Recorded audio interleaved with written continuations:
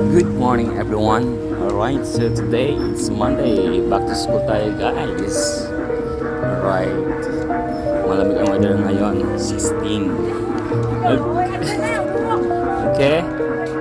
Bigyan ko sila ng banmi tuwan-tuwa. Ayan guys, nire-request yung mag-asawa bumili doon ng banmi.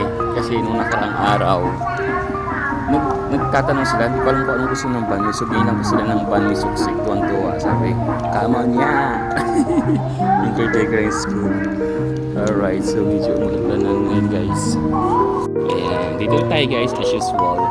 So magawa ulit ko ng content today. Today is January 26. Isang araw yan. Pupunta na tayo dun sa English classroom. Here we go! Buksan natin itong English classroom. Ayun, bukas na siya pala. Alright, pasok tayo. There we go, yeah. Laki ng classroom na bukas ang ilaw. Ching!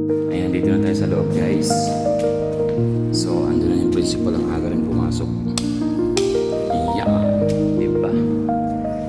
Ready na ako, may carpet. Kasi nga malamig ang weather. Yeah. So, ayan guys, nandito na tayo sa loob ng room. Ang lamig today, 16 degrees.